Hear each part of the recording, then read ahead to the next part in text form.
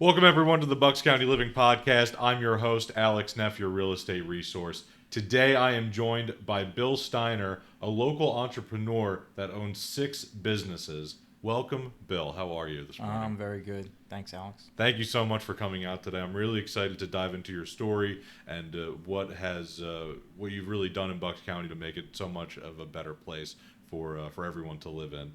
So you have 6 businesses. We have Cat's Eye Security, Cat's Eye Construction, Budget Blinds, both in Newtown and Princeton, NuroWav TMS, which we had your partner Michael on the show a few weeks back. Wonderful guy. And then we also have Step by Step Houses, SBS Real Estate. You have a lot of things going on, and I'm really excited to jump into them. So which of the 6 businesses was your first business, like your first baby? Okay, so Cat's Eye Security. I started that probably 1994 and didn't form the name until 1996. But originally it was called Steiner Enterprises. Right out of high school, I started that while I was working full time as a cable guy, and started doing that nights and weekends. And took me 8 years to build up enough clients that I could quit my job and just work for Cat's Eye, build my business. Wow. Yeah. So you were installing cameras, alarm systems, stuff like that? Well, cameras weren't really that nearly as popular back then, so Right. It's just basically residential burglar alarms more than anything else. So I would pass out business cards to my cable customers when I would install cable in their house, and then pass out business cards. When I first started, I would I tell everybody I was the owner, but I was like a 20-year-old kid, 19-year-old kid, and I didn't get a lot of business in the beginning, but until I started pretending that I worked for somebody else. And then I started getting more business. I put myself down as the installation manager, and I put that on my business card and would pretend that I worked for this big company called Cat's Eye. Yeah. And that was a little bit more successful that way. I just didn't have the credibility at that age. Right. And then as the installation manager, people tend to trust you a little bit more. Yep. And they knew I could run wires because I was installing cable in their house, you know. So it was just easy for them to to trust that I knew what I was doing, you know. But most people don't think of a security company owner as somebody that's 19, 20 years old. Right. So now this was back in the late 90s, early 2000s, and then now we're in 2022. How has the security industry shifted, and how have you kind of kept up with the times? Okay, so in the beginning, alarm systems were you'd actually get paid some money to put them in. In the early 2000s, mid 2005 or so, or 2004. Sloman's Alarm started, which Sloman's is an oil company that started doing alarm systems, kind of like Meanin started doing alarm systems. Right. Meanin Oil. And they gave the alarm systems away for free, and then just charged a monthly charge. And it was the biggest change in the industry, is when you stopped making money on the upside and only made money on the back end. So it was tough for me. I didn't have a whole lot of clients at the time, and the more business I did, the more losses I had for that year. But it would take about, into the second to third year of monitoring, I would start making enough money to be able to at least turn a little bit of a profit for a customer. So that's the biggest thing, and so I did. I had to compete with what the big guys were doing, and I was able to, when I got to about 200 subscribers, that's when things started getting easier for me. And then cameras really started, becoming more popular and cheaper. They were really expensive, and there was you had to buy a camera body and a lens, and you had to match them up based on how far away the image was and how wide you wanted the field of view to be. That was a little bit more difficult. I didn't really like cameras in the beginning, but now they are so plug and play. the prices have come down, so they're reasonable. I mean, back in the day, you only sold cameras to businesses, but now people put them in their houses. And over the years, I learned other things that were in low voltage. Like I did alarm systems, and I branched out into fire alarms. I learned how to do fire alarms, which wasn't too much of a stretch because it's very similar to a burglar alarm. Of course, cameras, and then there was I started doing intercom systems and access control systems and central vac systems. I can do all those things. Oh wow! Yeah, that's a pretty wide range of things that the security company can do, because it kind of bridges into the next part of like cat's eye construction, right? Yeah. So you have the security company, you're starting to run a successful business, and then was cat's eye construction the next step for what your company was doing? Well, so back in, it was probably 2006 or so, I had my office I grew up in Cobalt Ridge, and Cobalt Ridge, Levittown, and my office was at my garage that was converted into an office space, right? And for the first 10 years in business, I used to get up and then go into my office, which is my garage, and that's where I went to work. And I always wanted to go somewhere else to work. So I bought my first property on Frosty Hollow Road. Okay. And when I moved my office to Frosty Hollow Road, and I had the rest of the house. There was 2 buildings on the property, and I had my office in part of the main building, and then I had a little cottage that I rented out, and I rented out the rest of the house to a bunch of guys that were in recovery that wanted to do a recovery house. I didn't know what that was, but I allowed them to live there and do that. And I had my little space that was my office there. And Cat's Eye Construction kind of I didn't get that name until maybe 4 years ago, but my first experience with construction was in that building. I had a fire in that building at one point, and I had to renovate the whole thing. And I acted as my own general contractor, and I brought in people that I know, and I hired contractors, and I renovated that place. And that was probably when we had the whole real estate debacle happen. So I started buying houses that were foreclosures. I remember during that time there was foreclosures like on every street in Levittown. Like 08, 09, 10, that time frame, right? Yeah. So I started buying up houses that were, most of them were like trash. Oh my gosh, they were so horrible. Like all the copper was stripped out of them, and they were falling apart. And I'd buy them, fix them up, and sell them. And that's really where Cat's Eye Construction kind of morphed into like a real legitimate company, you know. Now, at first I used to hire contractors, but now pretty much I do everything in-house with my own employees. I just subcontract out some of the more specialty things like HVAC. I usually get a contractor to do that, and the electrical work, I hire an electrician to come and do that work. But then my guys do everything else: the framing, construction, even the plumbing, the finish work, the trim work, the kitchen cabinets, everything. My guys can do everything. I love one of your lines where you say, "If there's a fire, I'm your buyer." Yeah. I've used that. It's kind of like my tagline. And I also tell people that if it smells like cat pee, think of me. Yeah. So I've actually bought a couple houses using that. Like I tell realtors and friends of mine I use that tagline, and it actually works. Where when they go into a house and if it smells really bad, they think of me and they call me up and say, "Hey, you want to buy this house?" And we go in and buy them. And I don't flip the houses anymore. I've been buying and renovating and then holding them as rentals. I've been doing that for a few years. I think my last flip was like 3 years ago. Okay. Yeah. That's excellent. So housing the community, employing the community. Yep. That's great. Where did you come up with the name Cat's Eye Security Construction, all of that? How did you come up with that?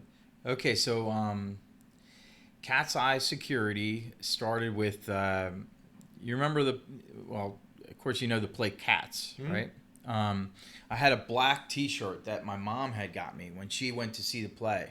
And I've actually never seen the play, but I had the T-shirt, and it was completely black, and it had 2 yellow eyes on the chest, and on the back it said Cats in yellow, and it was just a really cool T-shirt. It was my favorite T-shirt, and I wore that for a while.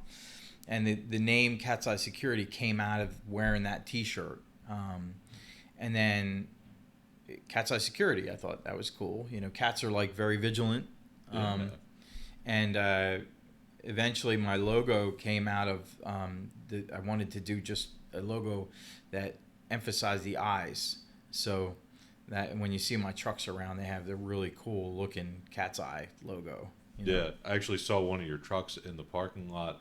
I was at Grant Avenue in Bustleton in Northeast Philadelphia, stopping at the deli. Yeah. And I saw your truck parked outside of Randy's, right next door. Uh-huh. And I was like, I know that guy. And yeah, I didn't know where your driver was, but yeah, it was funny to see like the eye staring back at me and staring back at the van, and it was because you serve in not only Bucks County, but I guess also a little bit into Northeast Philly, and what kind of areas do you serve? So I bought another company called Home Alert. Okay.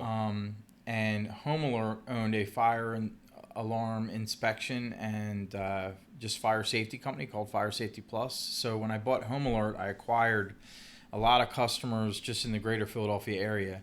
And that office for the Home Alert Fire Safety Plus is in Conshohocken. Okay. So we still have that office. So we have the office in Conshohocken, and then our other office is now in Tullytown. I was in Croydon for a while, but I just moved it to Tullytown. When I acquired that other company, most of my customers for Cat's Eye Security were based right here in Bucks County. Most, like 90% of them, because most of the cable customers I had in the beginning were right here, because I worked for Lower Bucks Cable, and before that I worked for a company called Oxford Valley Cable, which it's changed its name, but it's all Comcast now. But that was in Ben Salem, so all my customers were right around in this area. And then when I bought the other one, I can go as far as Delaware, you know, for some of my customers. Oh wow! But still have a great deal of them in the Philadelphia area. I still have the bulk of my customers in Bucks County, but we do a lot of fire inspections, fire alarm inspections. We do fire extinguishers now. With that fire safety company, we do anything fire safety related, emergency lighting even. We've done a little bit of that, although we're not electricians. We usually sub out the electrical work and come in and just do the certifications for them. That's pretty cool. Yeah. That's pretty cool. So, so some of the other business ventures that you have, aside from the Cat's Eyes, we have budget blinds of Newtown and also of Princeton. Mm-hmm. How'd you get into that also? So, about 4 years ago, I had sold some properties that I had, and I had a large chunk of money, and I was looking for a business that would be passive, that I could just invest that money into. I was thinking like a vending business, something that I could just, you know, collect money off of the investment and really wouldn't have to do a lot. How I ended up with a company like Budget Blinds, I don't know, but that's what it started out. I was looking for a passive business. It turned out I found out that Budget Blinds in Newtown was available, and I know that Budget Blinds is a real big national brand. It's a franchise organization. They have franchises all over the United States, and it's a real high margin business, you know, and it's pretty simple. I mean, installing blinds is way simpler than installing an alarm system. Yeah, no wires to run. No, no hookups to police officers and stuff like that. Yeah, so it was a very simple business. When I started the business, I did all the sales and all the installs myself, just to learn everything. And then after the first 6 months, I hired a salesperson to do all the sales, and I did all the installs for the second full year.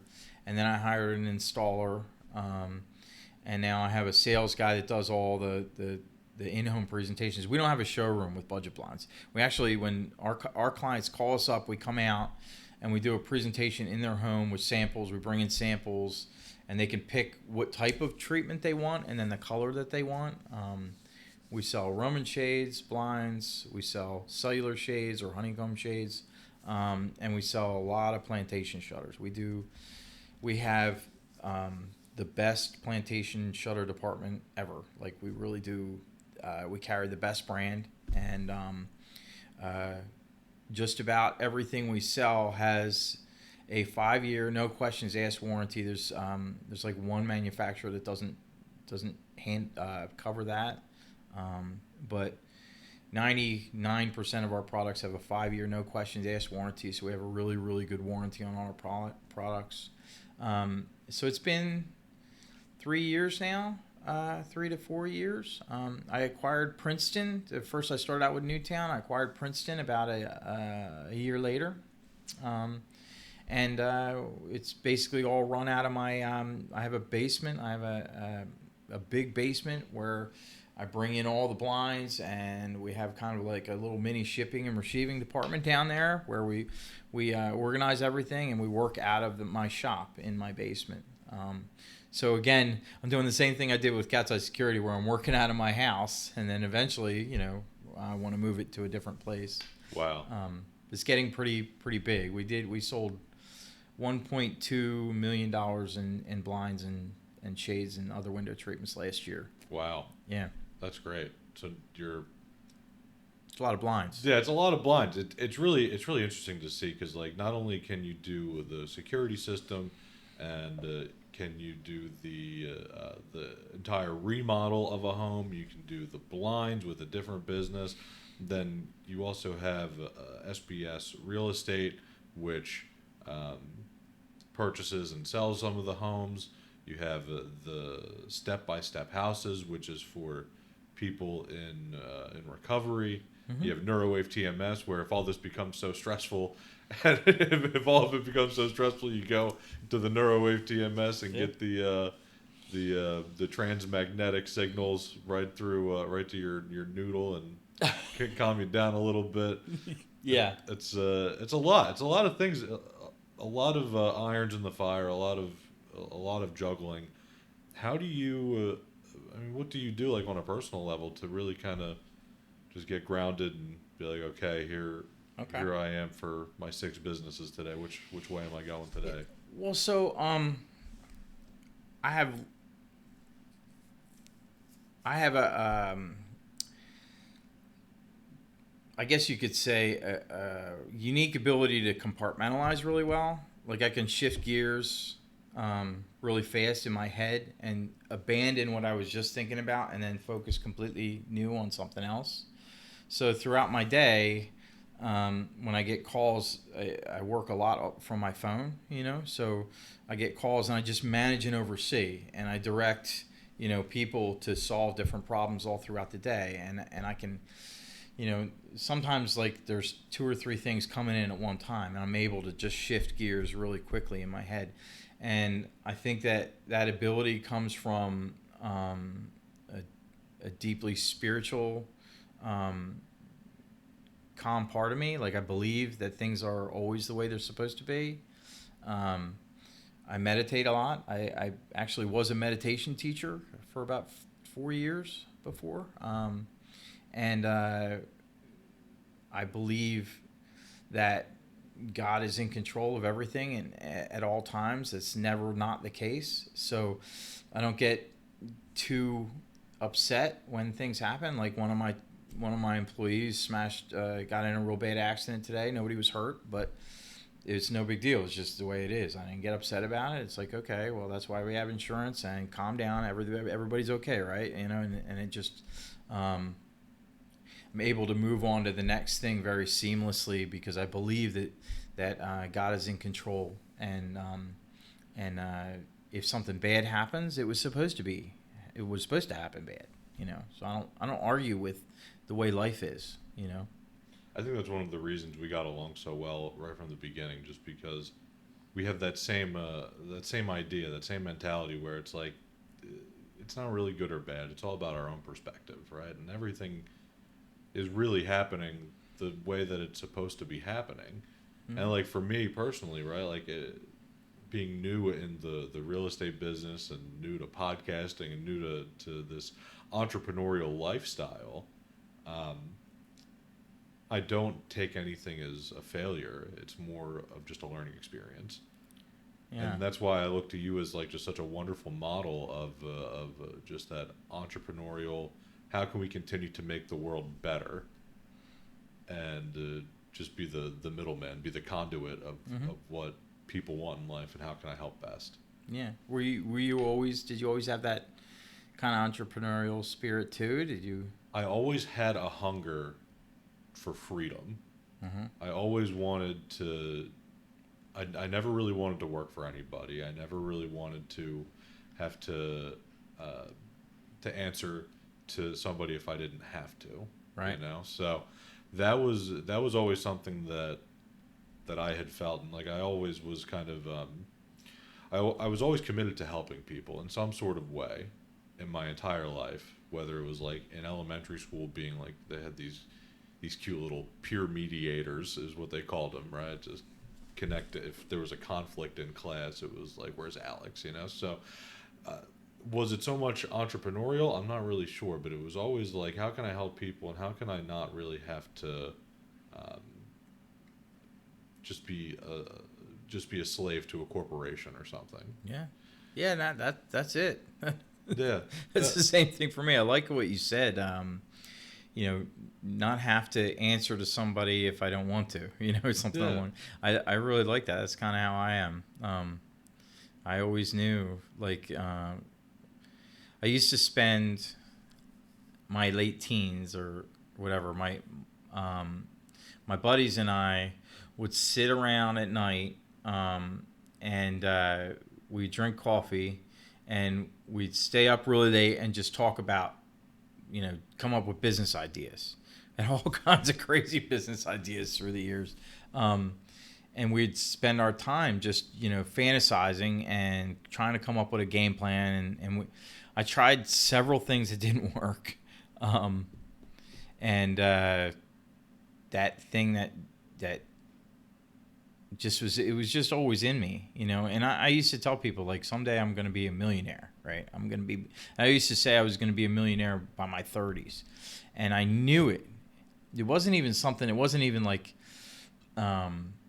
something that I didn't really believe in. I always believed it. I always knew that someday I was going to be really successful, and it was just a matter of finding the right vehicle to get there and then putting in the work, I worked all day as a cable guy, and then nights and weekends as a security guy for 8 years. You know, so it's a long time. A lot of sacrifices and like hanging out with friends and doing the fun stuff, and it's a short-term sacrifice for a long-term gain. There you go. Mind, which is like my now wife is going to be very supportive of me in this real estate career, because this is doing residential is very much nights and weekends when everybody else is busy at work and doing their thing, which is I don't mind working the nights and weekends and working during the day to continue to prospect and farm and do all that stuff. I don't mind it, because I know it's a vehicle for the long-term gain. Yeah, now my biggest problem is I have to shut it off. Yeah. Like now I'm 53, and through the years I've gotten really good at like running businesses, right? I've gotten pretty good at it.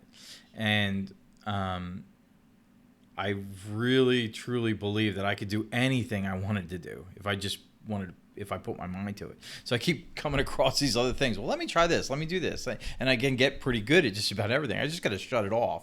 My wife is like, what's wrong with you? What are you going to do? Start another business? You do that like people change their shirt, Yeah. So I'm trying with NuroWav. That's the new startup that we're starting this year. I think that is the last business I'm going to start. And I see that as it has a lot of potential and is going to help a lot of people. The technology is awesome, helping people with depression, in a non-pharmaceutical way, which is I really am not a fan of pharmaceuticals, although I know people need them, for whatever reason, but this is an alternative to that for people with depression, so they don't have to take antidepressants. There's a lot of side effects with those things, so I'm hoping to really, really do a lot of good with my business and make some money while I'm doing it. Yeah, that was a great episode that I did with Michael. It's episode 3 with NuroWav TMS with Michael, and just some really incredible stuff that you're able to do, and the NuroWave, the TMS, the technology can work independently or in conjunction with the what were they called? The major depressive disorder medications. And you're supposed to stay on your medication while doing the TMS. Yeah. I mean, it'd be lucky that you may not need it later on, but you are supposed to stay on the medication. Yeah, it was such a great episode. So for the listeners, if you're more curious about going more in depth with NuroWave TMS, listen to episode 3. It was a great episode, and this has been a great episode so far. So I appreciate it, Bill, talking about all of your business ventures and helping people in the community, both in a professional standpoint, a housing standpoint, a recovery standpoint. Everything that you do, it's absolutely incredible. So next, I like to move into a section called the Big 3. So these are the 3 questions that I ask everybody that comes onto the show. What do you think makes Bucks County a great place to live? Bucks County, there was a time I moved out to Arizona when I was a kid. My mom took me out there in 3rd, 4th, and 5th grade. We lived out there, and the biggest thing that I longed for, because I grew up here, was the trees. It is a beautiful area of the country. The Arizona is beautiful too, but there's just nothing like watching the leaves change and the seasons. It's very historical and old, and I usually tell people when they ask me where I live, I say, yeah, I live right outside of Philadelphia, about 10 minutes from where Washington crossed the Delaware, because everybody knows about Washington crossing the Delaware, that history. So those are the things that kind of strike me about Bucks County, the first and foremost. That's great. Now, my next question is, what is your favorite restaurant in Bucks County? Oh, okay. So I have 2. Can I have 2? Yeah, absolutely. Okay. There's so many good ones. So Texas Roadhouse, I can't help it. It's my guilty pleasure. Yeah, the one in Ben Salem. Yes, good. It's in Ben Salem. Every time I go there, I get the filet, and it's exactly the same, prepared exactly the same way every time, and it's as good as any 4-star, 5-star steakhouse, and it's like $25 for filet. So there's that, and then there is Piccolo Trattoria in Newtown. Another great one. So Piccolo is I was introduced to them as a caterer, really, to start out. They catered our wedding. We ran into them at an event they had at the Rosebank Winery. They had like an expo for different vendors that catered to weddings, and that was one of the vendors there. And we sampled their food, met the owner, and then their restaurant, which is right next to Acme in Newtown. We go there. In fact, we went there Monday night because Monday was my 7-year anniversary. So we go there every year to, actually saw the owner, and he bought us free dessert, So that's nice. Well, happy anniversary. Thank you. That's incredible. Awesome. So Piccolo Trattoria and Texas Roadhouse. Yep. Texas Roadhouse is so good. Piccolo Trattoria is great. Yep. But Texas Roadhouse is it's a special kind of steakhouse. It's if anybody asks me where to go, it's one of those 2 places is where I'm going. Awesome. And Bill, my last question for you is, where can people find out more about you? Okay, so I guess you could look me up on Facebook. That's one way. Bill William Steiner or Bill Steiner. There we have my main website is catseyeSecurity.net for my security company. And my sober living business, which we didn't talk much about that, but I do have a sober living business. I've been in recovery for 37 years. So my sober living business is stepbystephouses.com. And my construction company is catseyeconstruction.net. Awesome.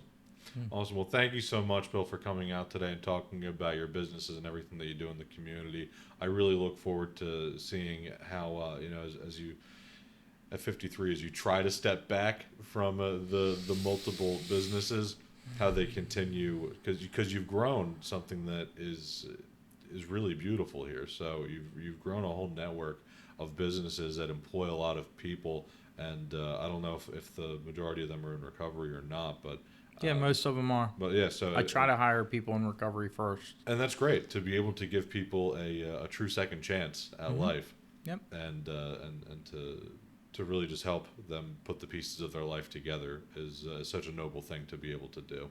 So I'm really excited to see where your businesses continue to go and grow, even as you try to step back from the scenes yourself. Okay. So thank you so much for coming out today, Bill. I really appreciated our conversation. You're very welcome. And as always, I'm your host, Alex Neff, your real estate resource. Make sure to reach out if you have any questions about Bucks County living.